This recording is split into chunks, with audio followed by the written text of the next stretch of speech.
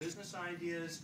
I met with 170 students and about an hour each. Probably looked at 400 business plans when you count all the business plan competitions I judged.